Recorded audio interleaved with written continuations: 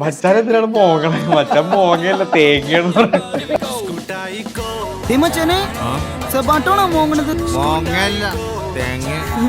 ഇതേ ഞങ്ങൾ മഹാരാജാസ് ഷൂട്ട് ചെയ്യുമ്പോൾ ഞാൻ കാറ് പാർക്ക് ചെയ്തിട്ട് നിത്യനെ കാണാനായിട്ട് നടന്നു പോകുന്നുണ്ട്. അപ്പൊ അവനായിട്ട് ഇങ്ങനെ ഒറ്റയ്ക്ക് ഇരുന്നിട്ട് ചിരിക്കും. അപ്പൊ ഞാൻ എന്താ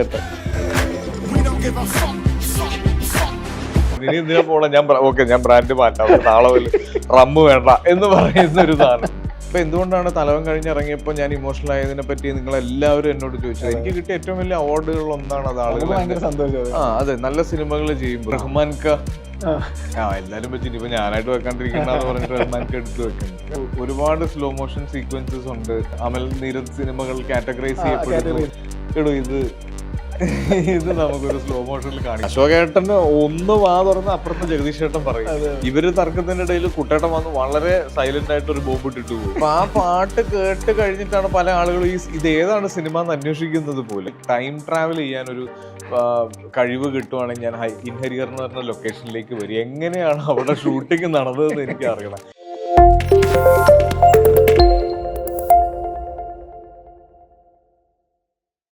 ഹായ്, ഹലോ ആൻഡ് നമസ്കാരം. ഇന്ന് എൻ്റെ ഒപ്പം ഉള്ളത് നമ്മുടെ മലയാളത്തിൻ്റെ സ്വന്തം ആസിഫ് അലിയാണ്.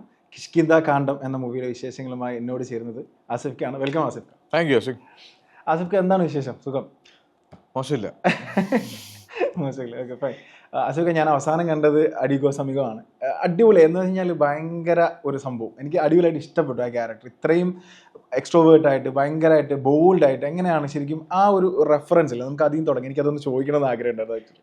എനിക്ക് തങ്കം വന്ന് എൻ്റെ അടുത്ത് ഈ പ്രിൻസിന്റെ ക്യാരക്ടർ, ഇനിയിപ്പോ പേര് പറയാലോ, പ്രിൻസിന്റെ ക്യാരക്ടർ പറഞ്ഞപ്പോ എനിക്ക് ഭയങ്കര എക്സൈറ്റ്മെന്റും അതുപോലെ തന്നെ ടെൻഷനും വന്നൊരു ക്യാരക്ടറാണ് അത്. കാര്യം ഒന്ന്, ഈ മുഴുനീള ഒരു കുടിയൻ കഥാപാത്രം ചെയ്യുമ്പോൾ ഇതിന്റെ ബിലീവബിൾ ആയിരിക്കണം, ഇതിന്റെ കൺസിസ്റ്റൻസി മെയിൻറ്റെയിൻ ചെയ്യണം, ഈ ഫിറ്റിന്റെ ലെവല് മെയിൻറ്റെയിൻ ചെയ്യണം. ഇയാൾ ഉറങ്ങി എഴുന്നേൽക്കുമ്പോൾ ഇയാളുടെ ഒരു സ്വഭാവമായിരിക്കും, ഇയാൾ അടി തുടങ്ങുമ്പോൾ ഒരു സ്വഭാവമായിരിക്കും, ഏറ്റവും പീക്കിലെത്തുമ്പോൾ വേറൊരു സ്വഭാവമായിരിക്കും. അപ്പൊ ഇത് ഒക്കെ ഈ ഗ്രാഫ് മെയിൻറ്റെയിൻ ചെയ്യണം. അതിപ്പോ നമ്മള് സീൻ ഓർഡറിലാണ് ഷൂട്ട് ചെയ്ത് പോകുന്നതെങ്കിൽ പോലും നമുക്ക് കുറെ കൺഫ്യൂഷൻസ് ഉണ്ടായിരുന്നു. അപ്പൊ എനിക്ക് ഇച്ചിരി പേടി ഉണ്ടായിരുന്നു. പക്ഷെ ആ ക്യാരക്ടർ ഭയങ്കര രസമാണ്. ഇപ്പൊ ആ സിനിമ കണ്ടു കഴിഞ്ഞിട്ട് ജിസ് പറഞ്ഞൊരു കാര്യമുണ്ട്, ഇങ്ങനത്തെ ക്യാരക്ടേഴ്സ് കിട്ടുക എന്ന് പറയുന്നത് ഒരു ആക്ടറിന്റെ ബ്ലെസ്സിങ് ആണ്.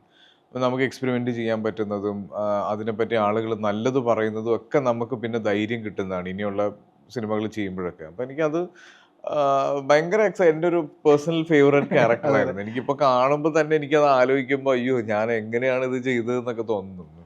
ഈ റെഫറൻസ് എന്തെങ്കിലും ഉണ്ടായിരുന്നു ഇത്തരം ഒരു കുടിയനെ സ്ക്രീനിൽ? റെഫറൻസ് ഇല്ലായിരുന്നു, പക്ഷെ എനിക്ക് ഈ നമ്മളിപ്പോ സ്റ്റേജിൽ കാണുന്ന അയ്യപ്പ ബൈജു എന്ന് പറഞ്ഞിട്ടൊരു ക്യാരക്ടർ ഉണ്ടല്ലോ, നമ്മൾ ഒരുപാട് കാണുന്നതാണ്. അപ്പൊ അങ്ങനെ ആയി പോകരുത് എന്നുണ്ടായിരുന്നു. അതായത് നമ്മള് ചുറ്റുമുള്ള ആളുകളെയൊക്കെ നമ്മൾ കാണുന്നതും പല ആളുകളും മദ്യപിച്ച് കഴിയുമ്പോൾ പല സ്വഭാവമാണ്. ചിലര് ഭയങ്കര രസമായിട്ട് സംസാരിക്കും, ചില ആളുകൾ ഏണി വെക്കും, ചില ആളുകൾ ആവശ്യമില്ലാത്ത കാര്യങ്ങളിൽ ഇടപെടും, ചില ആളുകൾ ഒന്നും സംസാരിക്കില്ല. അപ്പൊ അങ്ങനെ പല പല ക്യാരക്ടേഴ്സാണ് മദ്യപിച്ച് കഴിയുമ്പോൾ, പല പല ക്യാരക്ടറൈസേഷൻസ് ആണ് നമ്മൾ കാണുക. അപ്പൊ ഈ പ്രിൻസിന്റെ ഒരു ഐഡന്റിറ്റി ഉണ്ട്, പ്രിൻസിന്റെ ഒരു സ്വഭാവമുണ്ട്, പ്രിൻസ് ആളുകളോട് പെരുമാറുന്നൊരു രീതിയുണ്ട്. അപ്പൊ അതൊക്കെ ആയിരുന്നു ആ ക്യാരക്ടറിന് എനിക്ക് കിട്ടിയത്. പിന്നെ റെഫറൻസ് എന്ന് പറയാൻ ആ സ്ക്രിപ്റ്റില് തങ്കം കൊണ്ട് തന്നതിൻ്റെ അകത്ത് വളരെ കൃത്യമായിട്ട് ഇയാളുണ്ട്, ഇയാൾ എന്താണ്, ഇയാൾ എങ്ങനെയാണ് ഇങ്ങനെ ആയത്, ഇങ്ങനെയൊക്കെ പെരുമാറാനുള്ള കാരണം വളരെ ക്ലിയർ ആയിരുന്നു. ഓക്കെ, കിഷ്കിന്ദ കാണ്ഡാണ് നമ്മുടെ പുതിയ അപ്ഡേറ്റ്. ഒരു പേരിൽ തന്നെ രാമായണമായിട്ട് ബന്ധപ്പെട്ട് കിടക്കുന്ന ഒരു ചരിത്രം ഉണ്ട് അതിന്. അപ്പോൾ എന്താണ് ശരിക്കും കിഷ്കിന്ദ കാണ്ഡം പ്രേക്ഷകരിലേക്ക് കൊണ്ടുവരുന്നത്? കിഷ്കിന്ദ കാണ്ഡം എന്നുള്ള ടൈറ്റില് ബാഹുലും രഞ്ജിത്തും കൂടെയാണ് സെലക്ട് ചെയ്തത്. ഈ സിനിമയ്ക്ക് ഒരു എക്കോസിസ്റ്റം ഉണ്ട്, ഒരു എൻവയോൺമെന്റ് ഉണ്ട്. അപ്പൊ അതിൽ കുറെ ഫാക്ടേഴ്സും കുറെ ആളുകളും ഒക്കെ വരുന്നുണ്ട്. അപ്പൊ അതിന്റെ ഒരു കാണ്ഡമാണ് അതില്. ടീസർ കാണുമ്പോഴൊക്കെ നിങ്ങൾക്ക് ഉണ്ടായ ഒരു ക്യൂരിയോസിറ്റി ഉണ്ട്, ഇത് കുരങ്ങുകളെ പറ്റിയിട്ടുള്ള കൺഫ്യൂഷൻ ഉണ്ട്. അപ്പൊ അങ്ങനെയൊക്കെ ഉള്ള ഒരു ഉദ്ദേശം തന്നെയാണ് ആ ടൈറ്റിലും ഉള്ളത്. A Tale of Three Wise Men. Tale of Three Wise Monkeys അല്ലേ? അപ്പൊ ആ ഒരു 3 മങ്കികൾ, അല്ലെങ്കിൽ അതൊരു പ്രതീകാത്മകമായി പറയുന്നതായിരിക്കും അല്ലേ? സിനിമ കാണൂ. കാര്യം ഇതൊരു കംപ്ലീറ്റ്ലി ഫാമിലി ഡ്രാമയാണെന്ന് ഞാൻ പറയുന്നില്ല. ഇതിനൊരു ത്രില്ലർ സ്വഭാവമുണ്ട്, ഇതിനൊരു ക്യൂരിയോസിറ്റി ഉണ്ടാകുന്ന കുറെ ഫാക്ടേഴ്സ് ഉണ്ട്. ഇൻഫാക്ട് ഇതിന്റെ ആദ്യത്തെ പേര് തന്നെ ക്യൂരിയസ് കേസ് ഓഫ് കുട്ടമ്പിള്ള എന്നായിരുന്നു. ഇതിന് ആദ്യം നമ്മൾ ഇട്ടിരുന്ന ടൈറ്റിൽ. അപ്പൊ അത് മാറ്റി കുറച്ചും കൂടെ എല്ലാവർക്കും റിലേറ്റ് ചെയ്യാൻ പറ്റുന്ന, അല്ലെങ്കിൽ ഒരു കുറച്ചും കൂടെ ക്യൂരിയോസിറ്റി ഉണ്ടാക്കുന്ന ഒരു ടൈറ്റിൽ വേണമെന്നുള്ളതുകൊണ്ടാണ് ഇതിലേക്ക് വന്നത്. കുട്ടേട്ടൻ, ജഗദീഷ് ഏട്ടൻ, അശോക് ഏട്ടൻ, അപർണ. അപ്പൊ ഇതിൽ ക്യാരക്ടേഴ്സ് വരുന്ന എല്ലാവർക്കും ഐഡന്റിറ്റി ഉള്ള ക്യാരക്ടേഴ്സാണ്. എല്ലാം നന്നായി പെർഫോം ചെയ്യേണ്ട ക്യാരക്ടേഴ്സാണ്. ഭയങ്കര റൂട്ടഡ് ആയിട്ട്, ഭയങ്കര ഒറിജിനലായിട്ട് നിൽക്കേണ്ട ക്യാരക്ടേഴ്സാണ്. എല്ലാ ക്യാരക്ടേഴ്സിനും അവരുടെ ഹിസ്റ്ററിയും അവരുടെ പ്രശ്നങ്ങളും എല്ലാം കൃത്യമായിട്ട് പറഞ്ഞു പോകുന്നുണ്ട്. അപ്പൊ അത് നല്ല നല്ല ആർട്ടിസ്റ്റുകൾ ചെയ്യേണ്ട ക്യാരക്ടേഴ്സുമാണ്. അപ്പൊ അങ്ങനെ ഇപ്പം കക്ഷി അമ്മിണിപ്പിള്ളയ്ക്ക് ശേഷമാണ് ഞങ്ങള് ഡിജിത്തുമായിട്ടൊരു സിനിമ ചെയ്യുന്നത്. അപ്പൊ ആ സമയത്ത് കക്ഷി അമ്മിണിപ്പിള്ള വളരെ നല്ലൊരു സിനിമയായിരുന്നു. അന്നത്തെ ഒരു പൊളിറ്റിക്കൽ സിനാരിയോയിലൊക്കെ ഒത്തിരി റിലവൻസ് ഉള്ള ഒരു സബ്ജക്റ്റ് ആയിരുന്നു. പക്ഷെ അത് വേണ്ട ഒരു ശ്രദ്ധ അന്ന് നേടിയില്ല. റിലീസിന് ശേഷം എനിക്ക് തോന്നുന്നു ഏകദേശം ഒരു 1.5 വർഷം കഴിഞ്ഞിട്ടാണ് ഈ സിനിമയെ പറ്റി ആളുകൾ സംസാരിക്കുന്നത്. പൊളിറ്റിക്കൽ വ്യൂ കുറച്ചുകൂടെ അല്ലെ അപ്ഡേറ്റ് ആയി വന്നൊരു കാലമായിരുന്നു. പിന്നെ പ്രത്യേകിച്ച് ആ പാട്ട്, കുരുവികൾക്ക് മംഗലം എന്നുള്ളൊരു പാട്ടുണ്ട്. അതെ. അപ്പൊ ആ പാട്ട് കേട്ട് കഴിഞ്ഞിട്ടാണ് പല ആളുകളും ഇത് ഏതാണ് സിനിമ എന്ന് അന്വേഷിക്കുന്നത് പോലും. അപ്പൊ അന്ന് ആ സമയത്ത് വളരെ ലിമിറ്റഡ് ആയ ഒരു സ്പേസിൽ നിന്ന് ചെയ്തൊരു സിനിമയായിരുന്നു. പക്ഷെ ഈ ബാഹുൽ എന്ന് പറയുന്ന സിനിമറ്റോഗ്രാഫറേയും ഡിജിത്ത് എന്ന് പറഞ്ഞ ഡയറക്ടറും, ഇവര് രണ്ടുപേരും സിനിമയോടുള്ള പാഷൻ കൊണ്ട് ഞാനുമായിട്ട് വളരെ അടുത്തിരുന്നു. അപ്പൊ അതിനുശേഷം നമ്മൾ ചെയ്യുന്ന സിനിമയ്ക്ക് ഇനി ഇങ്ങനെ ഒരു അവസ്ഥ ഉണ്ടാവരുത്, സിനിമ ശ്രദ്ധിക്കപ്പെടണം, ആളുകളിലേക്ക് എത്തണം എന്നൊക്കെ വാശിയുണ്ടായിരുന്നു. അപ്പൊ അതുപോലത്തെ ഒരു സ്ക്രിപ്റ്റ് വരണം. അപ്പൊ അങ്ങനെ പ്ലാൻ ചെയ്ത് നിൽക്കുന്ന സമയത്ത് കുറെ സമയം എടുത്തു. ഞാനൊരു സിനിമയുടെ ലൊക്കേഷനിലുള്ള സമയത്ത് പയ്യന്നൂർ ഷൂട്ട് നടക്കുകയാണ്, കൊത്ത് എന്ന് പറഞ്ഞ സിനിമയ്ക്ക്. അപ്പൊ അത് ഷൂട്ട് ചെയ്തുകൊണ്ടിരിക്കുമ്പോഴാണ് ബാഹുല് എന്നെ കാണാൻ വരുന്നത്. ബാഹുല് കോവിഡ് ലോക്ക്ഡൌണിന് വീട്ടിലിരുന്നപ്പോ ഞാനൊരു 3 സ്ക്രിപ്റ്റ് എഴുതി വെച്ചു അസിക എന്ന് പറഞ്ഞ എൻ്റെ അടുത്ത്. അപ്പൊ ഞാൻ പറഞ്ഞടാ, ഞാൻ വെറുതെ ഇരിക്കുക, നീ വാ നമുക്ക് കേൾക്കാം എന്ന് പറഞ്ഞ് ഇവൻ വന്ന് എൻ്റെ അടുത്ത്, ഇവർ രണ്ടുപേരും കൂടെയാണ്, ഡിജിത്തും കൂടെയാണ് വരുന്നത്. വന്നിരുന്ന് കഥ ഫുള്ളായിട്ട് സ്ക്രിപ്റ്റും കൊണ്ടാണ് വരുന്നത്. ഫുള്ളായിട്ട് അങ്ങ് പറഞ്ഞു തുടങ്ങി. അപ്പൊ പറഞ്ഞു തുടങ്ങുമ്പോൾ ഇവൻ ഇങ്ങനെ ഒരു സ്പീക്കർ എടുത്ത് ഇവന്റെ ഒരു പ്ലേ ലിസ്റ്റ് എടുത്ത് ക്രിയേറ്റ് ചെയ്തിട്ടുണ്ട്. അപ്പൊ അത് വെച്ചിട്ട് ബാക്ക്ഗ്രൗണ്ട് സ്കോർ ഉൾപ്പെടെയാണ് കഥ പറയുന്നത്. അത്രയും പ്ലാൻഡ് ആണ്. അത് ബാഹുൽ ഒരു സിനിമറ്റോഗ്രാഫറാണ്. ഞാൻ മന്ദാരം എന്ന് പറഞ്ഞ സിനിമയും കക്ഷി അമ്മിണിപ്പിള്ള എഗെയിൻ ഇന്നലെ വരെ, ഈ 3 സിനിമ ഞാൻ ബാഹുലിന്റെ കൂടെ ചെയ്തതാണ്. അപ്പൊ ബാഹുൽ സിനിമയോടുള്ള ഒരു പാഷനും അവന്റെ എനർജിയും ഒക്കെ എനിക്കറിയാം. പക്ഷെ അവൻ സ്ക്രിപ്റ്റിങ്ങിലേക്ക് ഇത്രയും സീരിയസ് ആയിട്ട് കിടക്കും എന്ന് എനിക്ക് അറിയില്ലായിരുന്നു. പക്ഷെ എന്നെ ലിറ്ററലി ബാഹുൽ ഞെട്ടിച്ചളഞ്ഞു. അപ്പൊ അങ്ങനെയാണ് ഈ സിനിമ സംഭവിക്കുന്നത്.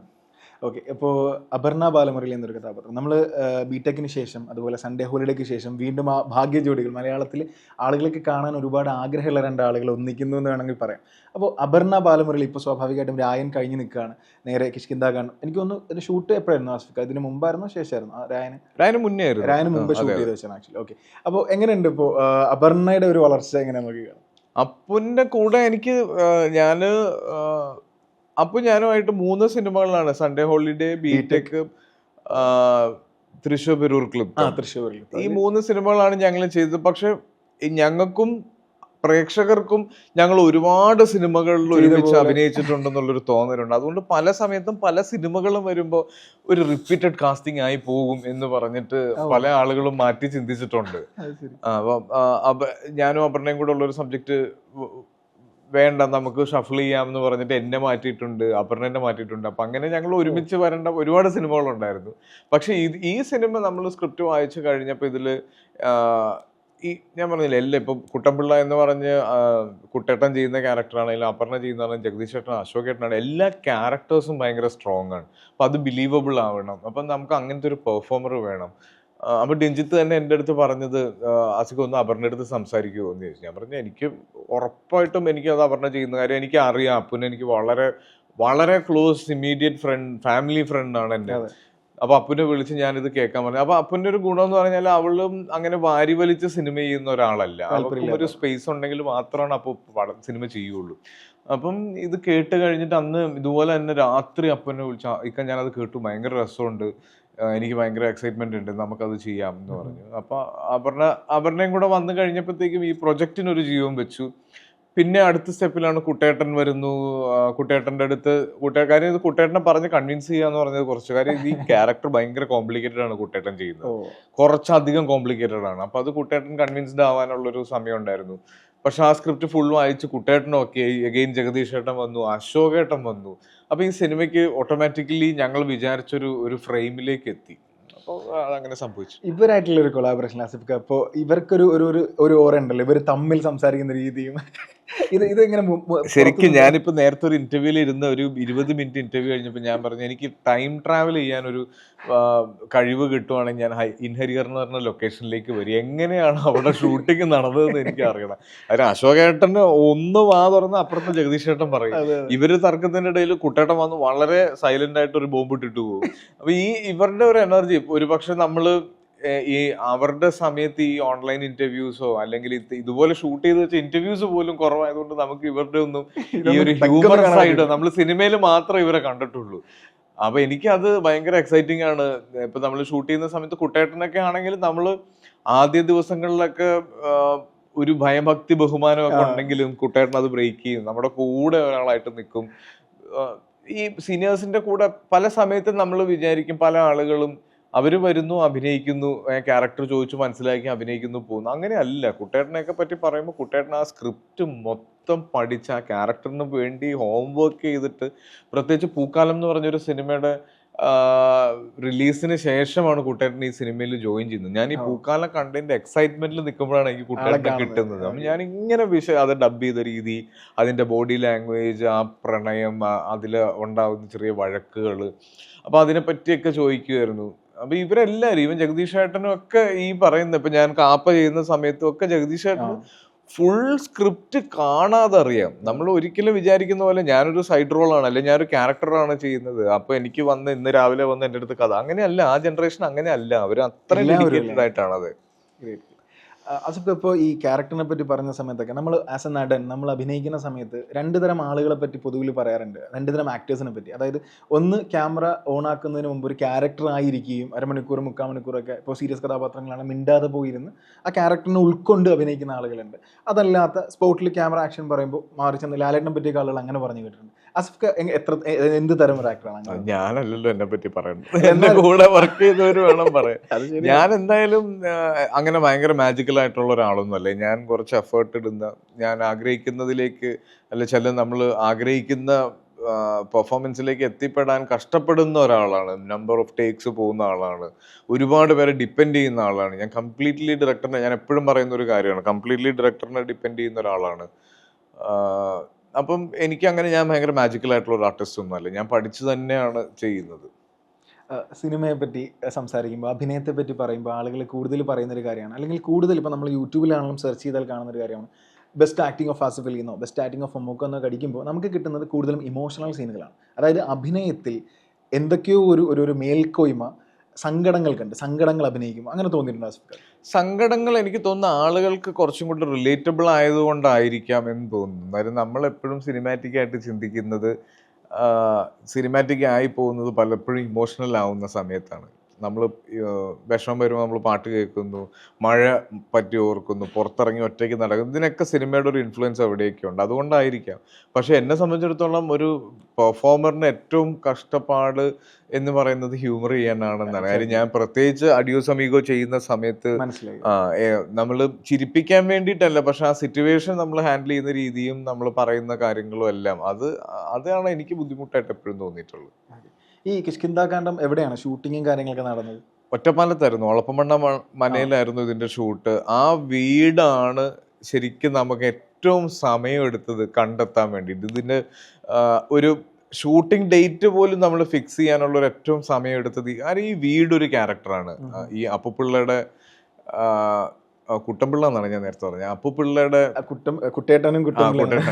അപ്പുപിള്ളയുടെ ഒരു വീട്, ഇവര് വർഷങ്ങളായിട്ട് ഒരു വീട്ടിൽ താമസിക്കുന്ന ഒരു തറവാടാണ്. അപ്പൊ ആ ആഠിത്യമുള്ള ഭയങ്കര പ്രൗഢിയുള്ള ഒരു വീട്, അതിൻ്റെ ഒരു ക്ഷയിച്ചു തുടങ്ങുന്ന ഒരു ആംബിയൻസും ഒക്കെ നമുക്ക് വേണമായിരുന്നു. അപ്പൊ അങ്ങനെ ഒരുപാട് നമ്മൾ ഇത് ഇനീഷ്യലി പ്ലാൻ ചെയ്തത് നീലേശ്വരത്തായിരുന്നു. അപ്പോൾ അതിൻ്റെ ഒരു പ്രാക്ടിക്കാലിറ്റി പ്രശ്നങ്ങൾ വന്നു. എനിക്ക് തോന്നുന്നു ഈ ആംബിയൻസിലുള്ള ഒരു 10-12 വീടുകൾ ഫൈനൽ ചെയ്ത് പോയി കണ്ട്, പ്രത്യേകിച്ച് ബാഹുൽ ഒരു സിനിമറ്റോഗ്രാഫറും കൂടെ ആയതുകൊണ്ട് ഇവൻ ഈ വീടിനെ വിഷ്വൽ ചെയ്യുന്നതിനെ പറ്റിയിട്ട് ഭയങ്കരമായൊരു പ്ലാൻ ഉണ്ടായിരുന്നു. അപ്പൊ അങ്ങനെയാണ് ഒളപ്പമണ്ണയിൽ എത്തുന്നതും. ആ സമയത്താണ് ഭ്രമയുഗം ഷൂട്ട് ചെയ്യുന്നത് അതേ മനയിൽ തന്നെയാണ്. അപ്പൊ നമ്മൾ ഷൂട്ട് കഴിഞ്ഞിട്ട് ഭ്രമയുഗമാണ് അവിടെ കയറുന്നത്. ഷൂട്ട് കഴിഞ്ഞിട്ട് ശേഷം അതെ അതെ. ആസിഫ് ഖാൻ അതുപോലെ ഋതുവിൽ ആസിഫ് ഖാൻ അഭിനയിക്കുന്ന സമയത്ത് ആസിഫ് ഖാൻ പറഞ്ഞിട്ടുണ്ട് വീട്ടുകാരറിയാതെയാണ് അത്തരം കാര്യങ്ങൾ വരുന്നതും സിനിമയിലേക്ക് എത്തുന്നത്. പക്ഷെ അതിനുശേഷമുള്ള ഒരു ജേണിയില്ല. ഈ ജേണിയിൽ പണ്ടെങ്ങോ മാനിഫെസ്റ്റ് ചെയ്ത ഏതെങ്കിലും ഒരു സംഭവം റിയാലിറ്റിയിലേക്ക് സംഭവിക്കുമ്പോൾ അത് അന്ന് ആലോചിച്ചിട്ടുണ്ട്, അല്ലെങ്കിൽ ആ സമയത്തോ ഇതൊക്കെ ഞാൻ അന്ന് കിനാവ് കണ്ടിരുന്നതാണെന്ന് ആലോചിച്ച ഇമോഷൻസ് ഉണ്ട്, അല്ലെങ്കിൽ ഞാനിപ്പോ ജീവിക്കുന്ന എല്ലാ ലൈഫും ഞാൻ പണ്ട് കിനാവ് കണ്ടതാണ്. എങ്ങനെയായിരിക്കും ഞാൻ അവാർഡ് വാങ്ങുന്നതും ഞാൻ ഇന്റർവ്യൂ കൊടുക്കുന്നതും, എന്തൊക്കെയായിരുന്നു ആ ഒരു ഓർമ്മകൾ? നമ്മൾ സിനിമയുടെ പുറത്ത് നിന്ന് ചിന്തിക്കുമ്പോൾ നമുക്ക് ആദ്യം വരുന്നത് ഇതൊക്കെയാണ്. നമ്മൾ അവാർഡ് വാങ്ങിക്കുന്നത്, നമ്മൾ ആളുകൾ ഇഷ്ടപ്പെടുന്നതും അതൊക്കെയായിരുന്നു സിനിമയുടെ ഹൈലൈറ്റ് ആയിട്ട് കണ്ടിരുന്നത്. പക്ഷെ സിനിമയിൽ വന്ന് കഴിയുമ്പോൾ ഇതെല്ലാം മാറി നല്ല സിനിമകൾ ചെയ്യുന്നത്, നല്ല സിനിമയുടെ ഭാഗമാവുന്നത് മാത്രമേ നമ്മൾ ചിന്തിക്കുകയുള്ളൂ. നമ്മൾ ഇൻ്റർവ്യൂ ചെയ്യുന്നതിനെ പറ്റിയിട്ടോ നമുക്ക് ഉണ്ടാകുന്ന ഒരു ഗ്ലാമറിനെ പറ്റിയിട്ടോ സ്റ്റാർഡമിനെ പറ്റിയിട്ടോ ഒന്നും അല്ല നമ്മൾ ഇതിലേക്ക് എത്തിക്കഴിയുമ്പോൾ നമുക്ക് എക്സൈറ്റ്മെൻറ്റ് തരുന്നത്. നമ്മൾ നല്ല സിനിമകളും നല്ല ക്യാരക്ടേഴ്സും ചെയ്യുന്നത് മാത്രമായിരിക്കും നമ്മുടെ ചിന്ത. അപ്പം എനിക്ക് അന്ന് ഞാൻ കിനാവ് കണ്ടതിൽ നിന്ന് വ്യത്യസ്തമായിട്ട് തോന്നുന്നത് ഈ ഒരു ഫീലിംഗ് ആണ്. ഓക്കെ. ആസിഫ് അതുപോലെ ഈ അവാർഡുകളെ പറ്റി നമ്മൾ സംസാരിക്കുന്ന സമയത്ത് ശരിക്കും ഈ സിനിമ എന്ന് പറയുന്നത് അവാർഡുകൾ കൂടുതൽ, ഇപ്പം നമ്മൾ ഈ തമാശയെ പറ്റി പറഞ്ഞു, സങ്കടത്തെ പറ്റി പറഞ്ഞു കേൾക്കണം, അവാർഡുകൾ കൂടുതലും കൊടുത്തു കാണുന്നത് ഈ പറഞ്ഞ സംഭവങ്ങൾക്കാണ്. നന്നായി ഇപ്പോൾ ചന്ദ്രലേഖയിലെ ലാലേട്ടൻ നന്നായി അഭിനയിച്ചു എന്ന് ആരും പറയാറില്ല പൊതുവെ, കാരണം അദ്ദേഹം വളരെ മനോഹരമായിട്ട് അഭിനയിച്ചാൽ പോലും അതൊരു അഭിനയം എന്ന നിലയ്ക്ക് കാണാറില്ല, അതിന് അത്തരം അവാർഡുകളും പോകാറില്ല നോർമലി. സോ ഇതിനൊരു മാറ്റം വരണമെന്ന് ആലോചിച്ചിട്ടുണ്ടോ? ഇല്ല, ഞാൻ അങ്ങനെ ഇല്ല. ഈ അവാർഡ് എന്ന് പറയുന്നത് ശരി തീർച്ചയായിട്ടും നമുക്ക് കിട്ടുന്ന ഒരു അംഗീകാരമാണ്, ഡെഫിനറ്റ്ലി ആണ്, അതിന് അതിൻ്റെതായ വാല്യൂസ് ഉണ്ട്. പക്ഷെ അതിനേക്കാളും ഒക്കെ മുകളിലാണ് നമ്മൾ ചെയ്യുന്ന സിനിമകളും ആളുകൾക്ക് നമ്മളെ പറ്റി ഉണ്ടാകുന്ന അഭിപ്രായങ്ങൾ, നമ്മൾ ചെയ്യുന്ന ക്യാരക്ടേഴ്സിനെ പറ്റി. ഇപ്പം എന്തുകൊണ്ടാണ് തലവൻ കഴിഞ്ഞിറങ്ങിയപ്പോൾ ഞാൻ ഇമോഷണൽ ആയതിനെ പറ്റി നിങ്ങളെല്ലാവരും എന്നോട് ചോദിച്ചത്. എനിക്ക് കിട്ടിയ ഏറ്റവും വലിയ അവാർഡുകളിൽ ഒന്നാണ് അത്. ആളുകൾ അതെ, നല്ല സിനിമകൾ ചെയ്യുമ്പോൾ തുടർച്ചയായിട്ട് ഇപ്പം തലവിന് ശേഷം ലെവൽ ക്രോസ് വന്നു, നല്ല സിനിമയാണെന്നും നല്ല പെർഫോമൻസ് ആണെന്നും ആളുകൾ പറയുന്നു. ആ സിനിമ എന്തുകൊണ്ട് അർഹിക്കുന്ന രീതിയിലേക്ക് എത്തുന്നില്ലെന്ന് ആളുകൾ പറയുന്നു. അതിന് പിന്നാലെ അഡിയോസ് അമീഗോ വരുന്നു, അതിലെ പെർഫോമൻസിനെ പറ്റി പറയുന്നു, ആ സിനിമയെ പറ്റി പറയുന്നു. അതൊക്കെയല്ലേ നമുക്ക് വേണ്ടത്. അല്ലാതെ എനിക്കൊരു കമ്മിറ്റി കൂടി ഒരു അവാർഡ് തരുന്നത് തീർച്ചയായിട്ടും അത് അംഗീകാരമാണ്, വലിയ നമ്മൾ സിനിമയിൽ വരുന്നതിന് മുന്നുള്ള ഡ്രീമുമാണ്. പക്ഷെ ഏറ്റവും സന്തോഷം തരുന്നത് നമ്മുടെ സിനിമകളെ പറ്റിയും ക്യാരക്ടേഴ്സിനെ പറ്റിയിട്ടും പ്രേക്ഷകർ സംസാരിക്കുമ്പോഴാണ്, അവർ നമ്മുടെ സിനിമ കാണാൻ ധൈര്യപ്പെടുമ്പോഴാണ്. കാര്യം കൊള്ളാം, ഇവന്റെ സിനിമ എന്തെങ്കിലും ഉണ്ടാവും, അല്ലെങ്കിൽ ഇവന്റെ പെർഫോമൻസ് ഒന്ന് കാണാം എന്നൊക്കെ ആളുകൾക്ക് തോന്നില്ല. അതാണ് ഏറ്റവും വലിയ സന്തോഷം ഉണ്ടാകുന്ന കാര്യം. ഈ പൊതുവിൽ ആൺകുട്ടികളെ പറ്റി പറയുന്നൊരു കാര്യമാണ്, അവർക്ക് അവരുടെ പിതാവിനോടുള്ള, അച്ഛനോടുള്ള, ഉപ്പയോടുള്ള അടുപ്പം വളരെ ഫിസിക്കലി വളരെ കുറവായിരിക്കും. വാഴയിലാണെങ്കിലും അതിനു മുമ്പ് ഹൃദയത്തിലാണെങ്കിലും ഒക്കെ സിനിമയിൽ വിനീതനൊക്കെ വളരെ ഭംഗിയായിട്ട് നിനക്ക് വിരോധം ഇല്ലെങ്കിൽ ഞാൻ നിന്നെ ഒന്ന് കെട്ടിപ്പിടിച്ചോട്ടെ എന്ന് കുട്ടേട്ടനാണ് ചോദിക്കുന്നത്. അപ്പോൾ ആസിഫ് കയുടെ ഉപ്പയോടുള്ള ഒരു റിലേഷൻഷിപ്പിൽ ഇപ്പോൾ പൊതുവിലാണ്, ഇപ്പോൾ എനിക്കൊക്കെ ആണെങ്കിലും ഒന്ന് ഹഗ് ചെയ്യാൻ, ഞാൻ ഹഗ് ചെയ്തിട്ട് കുറേ നാളായി, അങ്ങനെ പാടില്ലാത്തതാണ്. ആസിഫ് കെ എങ്ങനെയാണത്? ഞാനും ഇങ്ങനെ തന്നെയായിരുന്നു. എനിക്ക് ആൺകുട്ടികൾക്ക് പൊതുവേ ഉള്ളൊരു കാര്യം, നമ്മൾ വീട്ടിൽ വളർന്ന് നമ്മൾ ആദ്യം കാണുന്ന നമ്മുടെ ഹീറോ എന്ന് പറയുന്നത് നമ്മുടെ അപ്പനാണ്. അത് കഴിഞ്ഞ് ഒരു പോയിന്റ് വരുമ്പോൾ നമ്മുടെ സുഹൃത്തുക്കളാവും. ആ സമയം നമ്മൾ വീട്ടിൽ നിന്ന് ഡിറ്റാച്ച്ഡ് ആവും. വീട്ടിലേക്ക് പോകാന്നുള്ളത് നമ്മുടെ ഏറ്റവും ലാസ്റ്റ് ഓപ്ഷൻ മാത്രമാണ്. ഇനി ഒരു പണിയില്ലെങ്കിൽ വീട്ടിൽ പോകാം എന്നുള്ളതായിരിക്കും. ആ ഒരു പോയിന്റിൽ നമ്മൾ വീട്ടിലിറങ്ങും, നമ്മൾ റിബലാവും. അപ്പനും അമ്മയും നമ്മുടെ ശത്രുക്കളെ പോലെ നമ്മൾ കാണാൻ തുടങ്ങും. അപ്പോൾ അത് എല്ലാവർക്കും ഉള്ളതാണ്. ഗ്രാജുവലി നമ്മൾ പുറത്തിറങ്ങി നമ്മുടെ ചുറ്റുപാടുകളെ മനസ്സിലാക്കി തുടങ്ങുമ്പോഴാണ് നമ്മുടെ അച്ഛനെയും അമ്മയും പറ്റി, അല്ലെങ്കിൽ അവരെന്തുകൊണ്ടാണ് നമ്മുടെ അടുത്ത് അങ്ങനെ സംസാരിച്ചതെന്ന് നമ്മൾ മനസ്സിലാക്കുകയും പിന്നീട് അവരിലേക്കുള്ളൊരു ട്രാവൽ നമ്മുടെ സ്വഭാവത്തിലുണ്ടാവും. ഇപ്പം ഞാൻ ഒഴിമുറി ചെയ്യുന്ന സമയത്ത് ഞാൻ ഒരുപാട് ഇൻ്റർവ്യൂവിൽ പറഞ്ഞിട്ടുള്ളതാണ്. ഒഴിമുറി ചെയ്യുമ്പോൾ ഞാൻ മനസ്സിലാക്കിയ ഒരു കാര്യം അതാണ്. എൻ്റെ വാപ്പായിക്കൊണ്ടുള്ള എല്ലാ സ്വഭാവവും എനിക്കുണ്ട്. പല തീരുമാനങ്ങളും പല കാര്യങ്ങളും വാപ്പ എടുത്തത് എന്താണെന്നുള്ളത് എനിക്കിപ്പോൾ മനസ്സിലാവുന്നുണ്ട്. ഏറ്റവും വലിയൊരു എക്സാമ്പിൾ, ഇപ്പോൾ ആഡം ഉണ്ടായി കഴിഞ്ഞ് അതുവിൻ്റെ ഡെലിവറി കഴിഞ്ഞ് ആദ്യം ഞാൻ ചെയ്തത് ഞാൻ പോയി എൻ്റെ വാപ്പാനെ കെട്ടിപ്പിടിക്കുകയാണ്. കാര്യം എനിക്ക് എൻ്റെ മോനുണ്ടായപ്പോൾ ഉണ്ടായ അതേ സന്തോഷവും അതേ എക്സൈറ്റ്മെൻറ്റും ആയിരിക്കുമല്ലോ എൻ്റെ വാപ്പാക്ക് ഞാൻ ഉണ്ടായപ്പോൾ ഉണ്ടായത്. അപ്പോൾ അന്ന് മുതൽ അദ്ദേഹം എന്നെ സ്നേഹിക്കുന്നതും ഞാൻ ആദുവിനെ സ്നേഹിക്കുന്ന പോലെ തന്നെയായിരിക്കും. അത് ഞാൻ നമ്മൾ എക്സ്പീരിയൻസ്, നമുക്ക് ഒരിക്കലും നമ്മുടെ അച്ഛനെ പോലെ ആ പ്രായത്തിൽ ചിന്തിക്കാൻ പറ്റില്ല. അപ്പം നമ്മളത് പയ്യെ നമ്മുടെ എക്സ്പീരിയൻസിലൂടെ റിയലൈസ് ചെയ്യുകയാണ് ചെയ്യുക, സംഭവിക്കുക. നല്ല ചോദ്യമാണ്. ഈ കിഷ്കിന്ധാകാന്ഡത്തിലും ഇപ്പോൾ കുട്ടേട്ടനുമായിട്ടുള്ള അപ്പുപിള്ളയായിട്ടുള്ള അജയൻ്റെ ഒരു റിലേഷൻ എന്ന് പറയുന്നത് ഭയങ്കര രസമാണ്. പല സമയത്തും അച്ഛനെ പ്രൊട്ടക്റ്റ് ചെയ്യുന്നൊരു മകനുണ്ട് ആ സിനിമയിൽ. അവർ തമ്മിലുള്ളൊരു റിലേഷനുണ്ട്. അജയൻ്റെ ജ്യേഷ്ഠൻ വീടും എല്ലാം വിട്ടു പോകുമ്പോഴും അജയൻ അച്ഛന് വേണ്ടിയിട്ട് നിൽക്കുന്ന ഒരു മകനാണ്. അപ്പം അങ്ങനെ വളരെ രസമുള്ളൊരു റിലേഷൻ ഈ അച്ഛനും മകനുമായിട്ടുള്ളതാണെങ്കിലും ഭാര്യയും ഭർത്താവുമായിട്ടുള്ളതുമാണെങ്കിലും ആ ബന്ധങ്ങളെല്ലാം ഇതിൻ്റെ അകത്ത് വളരെ രസമായിട്ട് കാണിക്കും. അതെ. ആസിഫ് ഖാൻ, നമുക്ക് ഒരു ചെറിയൊരു സെക്ഷൻ എന്ന് പറഞ്ഞാൽ ആസിഫ് അലി, എനിക്കിഷ്ടപ്പെട്ട ഒരു 10 ആസിഫ് അലി ചിത്രങ്ങളുണ്ട്. അപ്പോൾ അതിൽ ആസിഫ് ഖാക്ക് ഇഷ്ടപ്പെട്ട ബെസ്റ്റ് സീൻസ് ഓർമ്മ വരുന്നത് പെട്ടെന്ന് ആസിഫ് ഖാൻ ആ പേര് കേൾക്കുമ്പോൾ ആസിഫ് ഖാക്ക് ഏത് സീനാണ് ഓർമ്മ വരുന്നതെന്ന് അറിയാൻ വേണ്ടിയിട്ട്. ഫസ്റ്റ് സോൾട്ട് ആൻഡ് പെപ്പർ, ഏതാണ് ഫേവറേറ്റ് സീൻ? ഏതാണ് സോൾട്ട് ആൻഡ് പെപ്പറിൽ? സോൾട്ട് ആൻഡ് പെപ്പറിൽ എനിക്ക് ഇഷ്ടം അതാണ് കുറെ ഉണ്ട് എനിക്ക് എൻ്റെ അകത്ത്. എന്നാലും ആ വീട്ടിലുള്ള ഒരു സീക്വൻസ് ഉണ്ട്. ഞാൻ പോവാനായിട്ട് ഇറങ്ങുമ്പോൾ ലാൽ സാറിൻ്റെ അടുത്ത് ഞാൻ പറയും ഞാൻ പോവാണെന്ന് പറയും. അപ്പൊ ഇയാൾ വന്നിട്ട് എന്തായാലും നീ പോണ അല്ലേ, ഞാൻ പോവാ എന്ന് പറഞ്ഞാൽ പുറത്തിങ്ങനെ അടിച്ചിട്ടാ നമുക്ക് ബ്രാൻഡ് മാറ്റാം എന്ന് പറയുന്നുണ്ട്. അത് എനിക്ക് ഭയങ്കര ഇഷ്ടമുള്ളതാണ്. അന്ന് ചെയ്യുമ്പോഴും ഞങ്ങളുടെ ഇടയിൽ കാര്യം ലാൽ സാറിന്റെ ഒരു ലാൽ സാറായിട്ട് തന്നെ കുറച്ച് നമുക്ക് എൻ്റെ അടുത്ത് ഫീൽ ചെയ്യും. നമ്മളൊന്നും മനസ്സിൽ വിചാരിക്കാത്ത ഒരു പ്രശ്നം ഇയാൾ നമ്മുടെ അടുത്ത് പറയണത്, നീ എന്തിനാ പോണ? ഞാൻ ഓക്കെ ഞാൻ ബ്രാൻഡ് മാറ്റാം, നാളെ മുതൽ റമ്മ് വേണ്ട എന്ന് പറയുന്ന ഒരു സാധനമുണ്ട്. ഓക്കെ. പിന്നെ ആസിഫ് ഖാൻ തന്നെ നമ്മളൊക്കെ ആ സമയത്ത് എന്താ സെൻസേഷനായി നിന്ന ബാച്ചിലർ പാർട്ടിയിലെ ഫേവറേറ്റ് സീൻ? ബാച്ചിലർ പാർട്ടിയിൽ നമ്മൾ ഈ ഒരു ഗരാജിന്റെ അകത്ത് പോയിട്ട് എല്ലാരും അങ്ങോട്ടും ഇങ്ങോട്ടും തോക്കെടുത്ത് വെക്കും. അപ്പൊ റഹ്മാൻ ക എല്ലാരും വെച്ച് ഇനിയിപ്പോ ഞാനായിട്ട് വെക്കാണ്ടിരിക്കണ്ടെന്ന് പറഞ്ഞിട്ട് റഹ്മാൻ ക എടുത്ത് വെക്കുന്നുണ്ട്.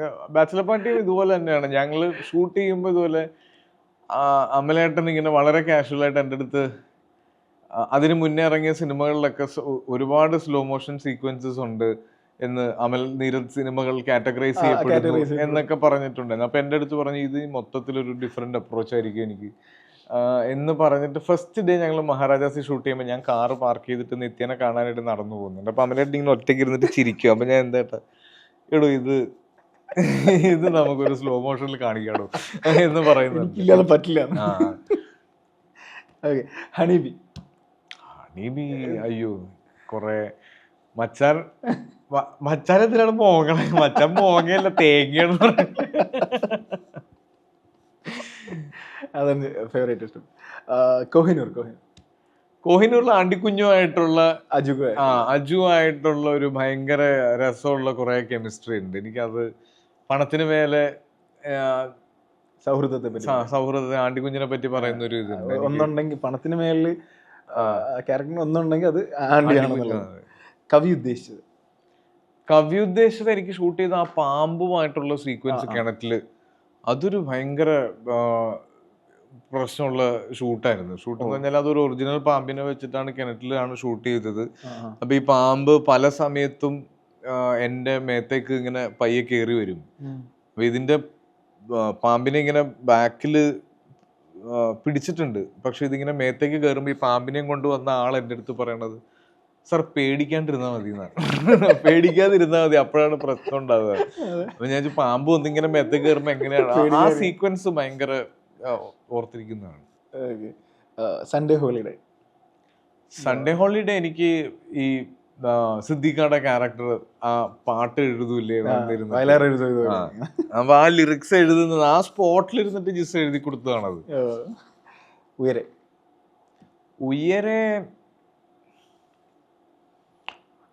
ഉയരൽ എനിക്ക് ആ പാർവതിയുടെ അടുത്ത് രാത്രി അവള് താമസിക്കുന്ന ഹോസ്റ്റലിലേക്ക് പല്ലവിയുടെ അടുത്ത് വന്നിട്ട് ഞാൻ സംസാരിക്കുന്നുണ്ട്, ഫോൺ വെച്ചു, ഓ ഇതാണല്ലേ നീ ഉറങ്ങാൻ പോവാണെന്ന് പറഞ്ഞാൽ ആ സീക്വൻസ് ഭയങ്കര. കാര്യം എനിക്ക് നമ്മളൊരു ഈ ബാഡ്മിന്റണും ടെന്നീസൊക്കെ കളിക്കുമ്പോൾ നമ്മൾ റാലി എന്ന് പറയുമല്ലോ, ഇങ്ങനെ അങ്ങോട്ടടിച്ച് ഇങ്ങോട്ടടിച്ച് അങ്ങനത്തെ ഒരു ഫീൽ ഉണ്ടായിരുന്നു. കാര്യം ഞാൻ ഡയലോഗ് പറയുന്നു, പാർവതി പറഞ്ഞു തുടങ്ങുന്നു, അതൊരു സിംഗിൾ ഷോട്ടിൽ ട്രീറ്റ് ചെയ്തിരുന്നു ആദ്യം. അപ്പൊ അത് എനിക്ക് ഭയങ്കര രസമായിട്ട് പെർഫോം ചെയ്യാനും ഒരു ഗിവ് ആൻഡ് ടേക്ക് ഭയങ്കരമായിട്ട് ഫീൽ ചെയ്തൊരു സീനായിരുന്നു. വൈറസില് ഞങ്ങൾ ഷൂട്ട് ചെയ്തുകൊണ്ടിരിക്കുമ്പോൾ ഞാനും മഡോണയുമാണ് അതില് ഈ സർവൈവേഴ്സ് ആയിട്ട് വരുന്നത്. അതില് ഞങ്ങൾ ഷൂട്ട് ചെയ്ത ആ റൂം ഉണ്ടല്ലോ, ആ റൂമിൽ ഞാൻ നിൽക്കുന്ന പറഞ്ഞിട്ടുണ്ടല്ലോ, ഞാനത് ഷൂട്ട് ചെയ്തുകൊണ്ടിരിക്കുമ്പോൾ അവിടുത്തെ സ്റ്റാഫ്സ് ഫോട്ടോ എടുക്കാൻ വന്നു. അപ്പൊ ഇവര് ഫോട്ടോ എടുത്തിട്ട് എന്നോട് ചോദിച്ചത് എപ്പോഴാണ് ഈ ഷൂട്ട് കഴിയുകയെന്ന് ചോദിച്ചു. അപ്പൊ ഓൾറെഡി ഷൂട്ട് തുടങ്ങിയിട്ട് 10-40 ദിവസം കഴിഞ്ഞിട്ടാണ് എന്റെ പോർഷൻ എടുക്കുന്നത്. അപ്പം ഞാൻ ഇവരോട് പറഞ്ഞു ഷൂട്ട് ഒരാഴ്ച 2 ആഴ്ചയും കൂടെ പോകായിരിക്കും എന്ന് പറഞ്ഞു. ഇത് കഴിഞ്ഞിട്ട് വേണം ഇത് തുറന്നു കൊടുക്കാൻ. അപ്പം ഞാൻ ചോദിച്ചു എന്തിനാ ഇത് അടച്ചിട്ട്? ഇത് അന്ന് നിപ്പ വന്നപ്പോൾ അടച്ചതാണ് എന്ന് പറഞ്ഞു. അപ്പം നിപ്പ പേഷ്യൻസ് താമസിച്ച ഒറിജിനൽ വാർഡിലാണ് ഞങ്ങൾ ഷൂട്ട് ചെയ്യുന്നത്. റിയാലിറ്റി ഇരിക്കട്ടെ കുറച്ച്. കെട്ടിയോളാണ് എൻ്റെ മാലാഖ. കെട്ടിയോളാൻ്റെ മാലാഖയിൽ എനിക്ക് വീട് ഭയങ്കര, ഞാൻ അതിൽ പുറകിൽ വന്നിട്ട് പെങ്ങന്മാരുടെ മടിയിൽ, ഒരു പെങ്ങടെ മടിയിൽ തല വെച്ച് ഒരു പെങ്ങടെ മേത്ത് കാല് വെച്ച് ഇവരെല്ലാവരും കൂടെ എന്നെ കൊഞ്ചിച്ചുകൊണ്ട് ഭക്ഷണം കഴിപ്പിക്കുന്ന നമ്മുടെ ഒരു ഫാമിലി ആംബിയൻസ് ഒക്കെ കാണിക്കുന്നുണ്ട്. എനിക്ക് ഭയങ്കര പേഴ്സണലാണ്. ഞാൻ അങ്ങനെ വളർന്ന ഒരാളാണ്. സ്വന്തം ചേച്ചിമാരില്ലെങ്കിൽ എനിക്ക് എൻ്റെ കസിൻസും, ഇപ്പോൾ കോട്ടയത്താണ് എൻ്റെ ഉമ്മയുടെ വീട്. അപ്പോൾ കോട്ടയത്ത് പോകുന്ന സമയത്ത് ഇതുപോലെ ഒരുപാട് കസിൻസ് ഉണ്ട്. അവർക്ക് എല്ലാവർക്കും അങ്ങനെയാണ് എന്നെ കൊഞ്ചിച്ച് വളർത്തിക്കൊണ്ടിരുന്നത്. എനിക്ക് ഭയങ്കര അറ്റാച്ച്മെന്റ് ആയിരുന്നു. അറ്റാച്ച്മെന്റ് ആണ് ഇപ്പോഴും. അപ്പം അത് ആയിരുന്നു എനിക്ക് ആ സിനിമയിൽ ഏറ്റവും favourite. Last final Adios Amigo. Adios Amigo, oh man, ഭയങ്കര സുരാജേട്ടനായിട്ടുള്ള ഷൂട്ട്. എനിക്ക് നമ്മുടെ ആ കാറിൽ തിരിച്ച് ഇന്നോവയിലുള്ള ഒരു ട്രാവൽ ഉണ്ട്. അത് ശരിക്കും, കാര്യം ആ ലെവലൊക്കെ എത്തുമ്പോഴത്തേക്കും പ്രിൻസ് അഴിഞ്ഞാടണം, പ്രിൻസ് കത്തി തീരുവാണ് അവിടെ. അപ്പൊ അതിന് മുന്നേ ഈ അണയുന്നതിന് മുന്നേ ഉള്ള ആളിക്കത്തലാണ് പ്രിൻസിന്റെ. അപ്പൊ അത് കാറിലേക്ക് കയറി കഴിഞ്ഞിട്ടുള്ളത് ശരിക്കും നല്ല പണിയുള്ളൊരു പരിപാടിയായിരുന്നു. കാര്യം ഈ വിനീത് തട്ടിലായിട്ടുള്ള ഇന്ററാക്ഷനും സുരാജേട്ടനെ കൊണ്ടുപോകണം ഇനിയും. അപ്പൊ അത് ആ സീക്വൻസ് എനിക്ക് ഭയങ്കര ഇഷ്ടം. പ്രിൻസിനെ പറ്റി പറയുമ്പോൾ പ്രിൻസിന്റെ മനുഷ്യ സ്നേഹം കൂടി അല്ലേ, ഭയങ്കര വിശാലമായൊരു. അതെ അതെ, പ്രിൻസിന്റെ ഉള്ളിലൊരു നന്മയുണ്ട്. പ്രിൻസിന് ആളുകളെ സഹായിക്കണം എന്നുണ്ട്. പ്രിൻസ് പല സമയത്തും നമ്മൾ ഇദ്ദേഹം മദ്യപിച്ചാണ് സംസാരിക്കുന്നത് എന്നുള്ളത് കൊണ്ടാണ് നമ്മൾ പല സമയത്തും ഇല്ലാതിരിക്കുന്നത്. പക്ഷെ ഈ പണം എന്ന് പറയുന്നത് ബോസെ ആളുകളെ അല്ലെങ്കിൽ പിന്നെ ഇത് കയ്യിലിരുന്നിട്ട് എന്ത് പെണ്ണാക്കാണിക്കാനാണെന്ന് ചോദിക്കുന്നത്. അതൊക്കെയാണ് പ്രിൻസിന്റെ ആറ്റിറ്റ്യൂഡ്. അതെ അതെ. അപ്പോൾ ഈ കിഷ്കിന്ദ കാണ്ഡത്തിലേക്ക് തിരിച്ചു വരാണെങ്കിൽ ഇതിന്റെ ടീസറിൽ ശരിക്കും നമുക്ക് ഞാൻ പറഞ്ഞില്ലേ ആസിഫ്, ഒരു കൺഫ്യൂഷൻ ഉണ്ട് ആക്ച്വലി കാണുമ്പോൾ. മേ ബി ട്രെയിലർ ഇറങ്ങുമ്പോൾ അത് ഓക്കെ ആവുമായിരിക്കും. അപ്പോൾ ശരിക്കും എന്താണ് സിനിമയുടെ ഒരു കഥാപശ്ചാത്തലം പറഞ്ഞില്ല നമ്മൾ, എന്തായിരിക്കും സിനിമ ശരിക്കും? സിനിമ ഒരു ഫാമിലി ബോണ്ടിങ്ങിനെ പറ്റി തന്നെയാണ്. നമ്മുടെ വീട്ടിലുണ്ടാവുന്ന പല കാര്യങ്ങളും വീട് വിട്ട് പുറത്തേക്ക് പോകാതിരിക്കാൻ വീടിൻ്റെ ഉള്ളിൽ നമ്മൾ അറിയാതെയോ അറിഞ്ഞോ ഒരു പ്ലാനിങ് നടക്കാറുണ്ട്. അത് പല സമയത്തും പല കാര്യങ്ങളിലേക്ക് എത്തിപ്പെടാറുണ്ട്, പല ഡൈവേർഷൻസ് ഉണ്ടാവാറുണ്ട്. അത് വീട്ടുകാർ തന്നെ ഹാൻഡിൽ ചെയ്യേണ്ടി വരാറുണ്ട്. അപ്പോൾ അതാണ് കിഷ്കിന്ദ കാണ്ഡം. അത് കാണുമ്പോൾ മനസ്സിലാവും. അതുപോലെ എനിക്ക് 2 കാര്യങ്ങൾ കൂടി. ഒന്ന് രേഖാചിത്രം, 2 ടീക്കി ടാക്ക അപ്ഡേറ്റ്സ്. രേഖാചിത്രത്തിന്റെ ഷൂട്ട് കംപ്ലീറ്റ് കഴിഞ്ഞു. പോസ്റ്റ് പ്രൊഡക്ഷൻ നടക്കുന്നു. ഇനി അടുത്ത റിലീസ് രേഖാചിത്രമാണ്. ഈ വർഷം എന്തായാലും നല്ല സിനിമകളുടെ ഭാഗമാകാൻ പറ്റിയതിൻ്റെ ഒരു സന്തോഷമുണ്ട്. ടിക്കി ടാക്ക അഗെയിൻ നമ്മളൊരു ഒക്ടോബർ എൻഡോട് കൂടിയൊക്കെ ഷൂട്ട് ചെയ്യണം. അപ്പം ഞാനും തിരിച്ച് ഷേപ്പിലേക്ക് എത്തിക്കൊണ്ടിരിക്കുന്നു. അങ്ങനെ കൂടെ കാണണമെന്നൊരു ആഗ്രഹമുണ്ട്. അതെ, ഉറപ്പായിട്ടും. പിന്നെ കാല് ശരിയായി വരുന്നു. ഒരു 85% കാലം ഓക്കെയാണ്. എന്നാലും ഇപ്പൊ സ്റ്റെപ്സ് ഒക്കെ കയറുമ്പോൾ ഒരു ചെറിയ ബുദ്ധിമുട്ടുണ്ട്. അപ്പൊ അതും കൂടെ ഒന്ന് നോർമലായി കഴിഞ്ഞിട്ട് വേണം ടിക്കറ്റ്. കാര്യം അത് ഞാൻ അത്തരത്തിൽ ചെയ്യുന്ന ആദ്യത്തെ ഒരു സിനിമയാണ്. അപ്പൊ അതിൻ്റെ അകത്തൊരു കോംപ്രമൈസ് ഇല്ലാതെ തന്നെ ചെയ്യണം എന്നുണ്ട്. ഒരു ഫുൾ ഫിസിക്കിലേക്ക് എത്തിയതിനു ശേഷം ടിക്കറ്റ് ആക്കിയും തുടങ്ങും. പൊളിക്കും. അപ്പൊ എന്തായാലും had a great time Asif ക. Thank you so much. Thank you Ashi.